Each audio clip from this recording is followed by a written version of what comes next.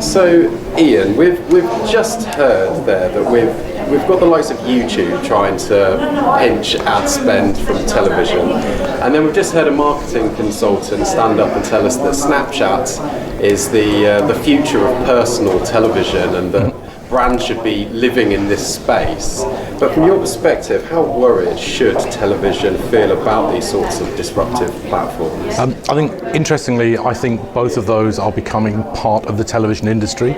They would probably not want to hear that, but they will traditionally move towards being traditional media type companies. I think what you mean by television are the existing broadcasters and platforms. It would be crazy to not be aware and to not actually work with the companies like that and to think about how they're doing.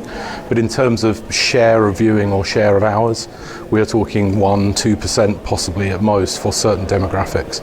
So I don't think it's a major threat, but I think it's important to respect new channels, whether they're content channels or distribution channels.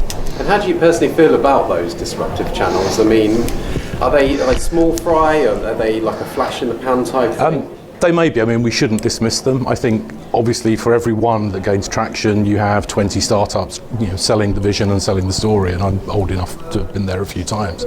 But I think, Snapchat does have a lot of engagement. It does have a lot of users.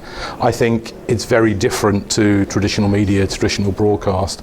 And I would actually start to put YouTube in the traditional broadcast bucket. So it would be interesting to see how Snapchat evolve their offering. I think lots of very short pieces of engagement where there's very little loyalty is something where the brands may be able to help. I think they would then start to become traditional media again. It came to mind when people were talking about Snapchat that consumer goods companies, back in the 50s with black and white television, started sponsoring these things that became soap operas. A brand trying to gain engagement on a media channel. I think we're kind of talking about the same thing again. And you've got a very robust CV.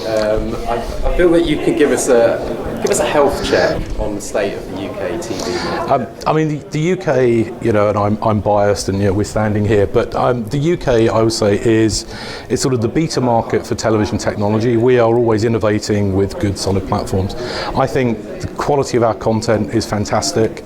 I'm proud and British, and I think we are just in an incredible position in terms of the distribution platforms, the great fibre infrastructure we have, the broadband networks, the mobile networks. So I think the UK kind of ticks all of the boxes for a future of television, from the content at one end to the distribution platforms at the other.